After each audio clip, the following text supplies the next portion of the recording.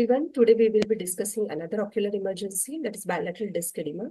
I'm Dr. Abhilasha Parkhe, consultant pediatric and neuro-ophthalmologist at HP Desai Eye Hospital, Pune. First, I would like to thank Team YOSI for this wonderful initiative and opportunity. Irrespective of the etiology, visual loss in bilateral disc edema is a feared morbidity, but prognosis depends on appropriate and prompt treatment. So let's understand this through a case-based approach. 8-year-old male child brought by parents with complaints of diminution of vision, which they recently realized in school screening. Best corrected vision was 6/12 and 6/24. Rest all examination was within normal limit except bilateral disc edema. It was noted that disc margins were not regular and there was no obscuration of major blood vessels. Hence, we did fundus autofluorescence and found presence of disc drusen's, which was also confirmed on B-scan with low gain, where highly reflective opacity was seen at the optic disc. A lot of us have access to spectral domain OCT, which gives this lumpy, bumpy appearance. So this child had this hyperopic refraction of around +7 and +8 in both eyes that explains reduced vision due to ametropic amblyopia in both eyes. So this was a case of both eye pseudodisc edema. This was another case of 40-year-old male complains of blurring of vision since few days. Vision was 6/9 and 6/12. Fundus examination suggested of bilateral disc edema.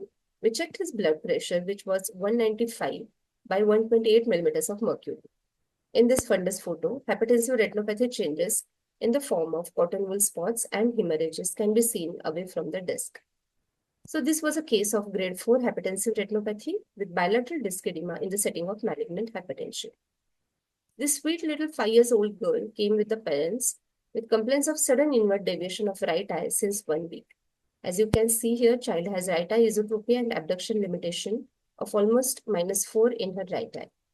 Fundus examination was suggestive of established disc edema with prominent tortuous blood vessels in both eyes. Neuroimaging revealed this huge suprasellar pilocytic astrocytoma leading to obstructive hydrocephalus and raised intracranial pressure, leading to 6th nerve palsy. As this is secondary to raised ICT and stretching of abducens nerve, we call it false localizing sign of papilledema. Coming to next case, 23-year-old female complains of diminution of vision since 15 days. There was a history of transient visual obscuration, history of headache, and weight gain of almost 15 to 20 kgs in past 4 years. She had this bilateral disc edema with constricted visual fields. In view of this constricted visual fields, MRI with MRV was ordered on urgent basis. Patient returned after 3 days with reports suggestive of posterior flattening of the globe, perioptic spaces fullness, and partial empty sella, suggestive of idiopathic intracranial hypertension with otherwise normal MRV. But patient complained further loss of vision. CSF opening pressure was 42 centimeters of water, and we advised for patient to undergo shunt procedure to salvage the vision. As you can see here, within 2 days, patient vision started improving, which reached to 6/9 within a month and remained stable. So this was a case of fulminant idiopathic intracranial hypertension. This is another 26-year-old female complains of diplopia. As you may see here, patient had this right face turn and abduction limitation in right eye. Vision was 6/6 in both eyes. Fundus examination suggested of bilateral disc edema with flame-shaped hemorrhages at disc margin. Contrast-enhanced MRI with MR venography revealed venous sinus thrombosis with abnormally high signal in left internal jugular vein. As you can see here, there is no flow evident through the left transverse sinus and sigmoid sinus.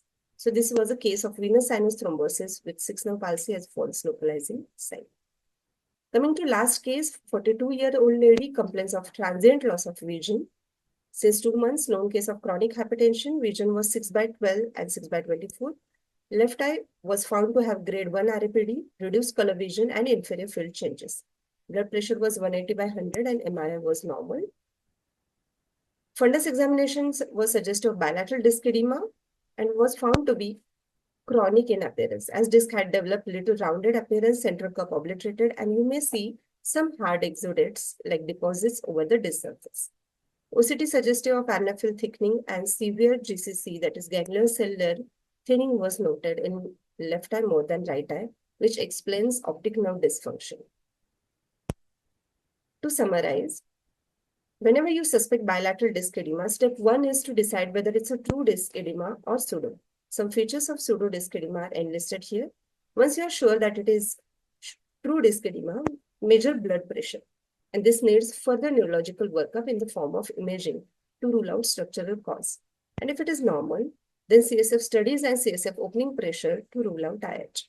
Step 3 is to see if it is associated with vision loss or optic nerve dysfunction. Because in papilledema, visual acuity and optic nerve functions remain preserved until late. This I would recommend for further learning and reading. And once again, thank you Team YOSI for this wonderful opportunity of